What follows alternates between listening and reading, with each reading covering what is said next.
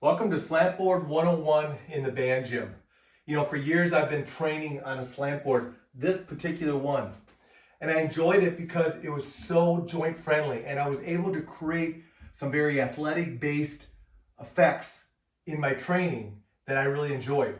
The problem was this was a homemade board.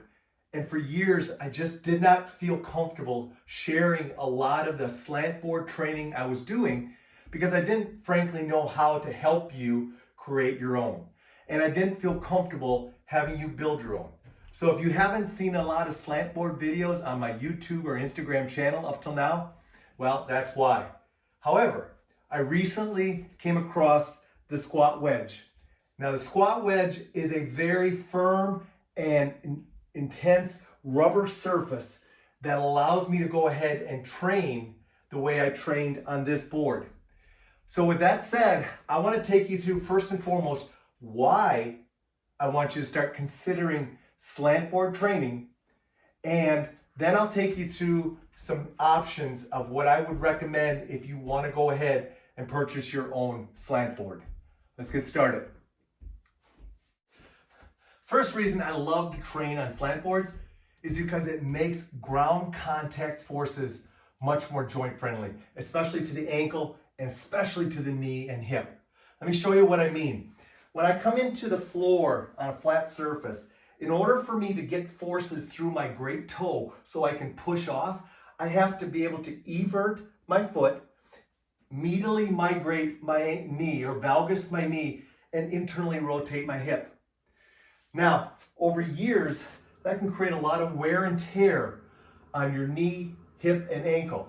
However, when I go into the slant board, because it's on a slant, I need less eversion of my foot, ankle.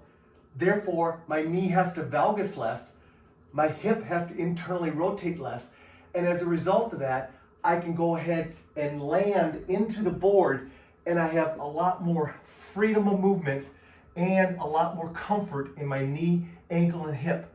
Plus, the incline instantly engages my hip and creates a better stabilizing force. What's an example of this? Well, let's take doing side lunges.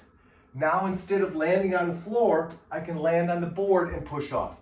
Let's go ahead and do a hop. For many of us, doing a hop is not going to be possible on the floor because our knee and ankle won't tolerate it. And then if I'm doing quick shuffles into the board, I can go ahead, shuffle, push off, and go on back. So those are just a few examples of how training on an incline allows me to go ahead and have a lot more joint-friendly environment for my ankle, knee, and hip. The reason I like to go ahead and train on a slant board is because it allows me to go ahead and mobilize my ankle, my knee, my wrist while I'm actually strength training. Let me give you a couple of examples of what I mean. Let's go to a simple push-up. I can go ahead and place my hands onto the slant board. Now, as I do my push-up, I have to work on greater wrist extension during that movement. Let's go ahead and let's place my foot onto the incline and let's simulate a rowing exercise. So now as I row, I have to internally rotate my hip more aggressively because of the incline of the board. Lastly, if I wanted to do a reverse lunge, place my foot here. As I go into my reverse lunge, I have to mobilize my ankle more aggressively as I do the movement. So the slant board allows you to work on your mobility while you're working on your strength.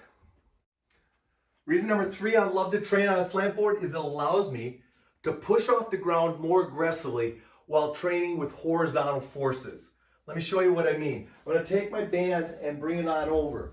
Now, let's go ahead and do a simple chest press. If I'm on the floor, I can push off the floor and drive, no question about it. But when I'm on my slant board, I'm able to drop my hips more aggressively. Therefore, I can explode more aggressively with my chest press and ultimately get my hips more involved in my upper body strengthening.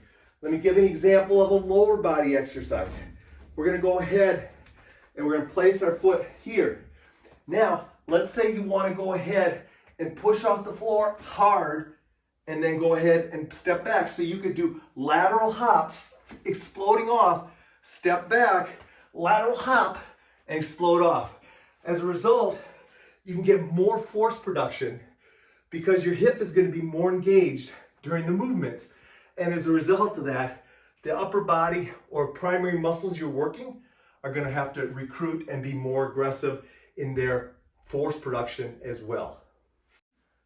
Fourth and final way I love to go ahead and use a slant board in the band gym is as a means of elevating the floor surface or creating what we call a low box position, so I don't have to expose my low back or my hip to as much range of motion. Now, if you have the mobility, that's great. But a lot of us, as we age, we don't have that mobility. So as we go into some of these extreme mobility type movements, we're compensating through our low back and forcing our hip into a range of motion that's not possible. Let me share with you what I mean. You've seen me do this before where I'm going to go into more of a hip lunge position. Place my foot onto the side of the box, and now I'm going to take my forearm down. Now, because it's elevated, it's much easier for me to get to that position and mobilize my hip versus having to force myself all the way to the floor. As I get more mobile, I can just drop further down onto the incline board and continue to stretch. Another example is, let's go ahead and do our rhythmical low reaches. Now, for a lot of us, reaching all the way to the floor can be challenging. So I can place my foot either flat on the floor and do my low reach, or if I want to start mobilizing my ankle, I can put partially of my foot on the incline board, start mobilizing my ankle, or I can put my entire foot on the board and mobilize my ankle. But the key is I don't have to reach down as far, and as a result of that, my low back and my hip can stay in a consistent movement and postural position that's going to be advantageous for them to stay healthy. That's what I'm looking at, and that's a great way to go ahead and utilize your slant board as a means of elevating the floor and creating more of a low box situation. If I was to go ahead and purchase an incline or slant board, the Squat Wedge would be my recommendation. And here's why. Number one, super durable. It's made out of heavy rubber, recycled rubber, that allows it to go ahead and create enough weight so that when you jump into it, step onto it, or train on it, it's not going to migrate. Secondly, you can take it apart and create different angles.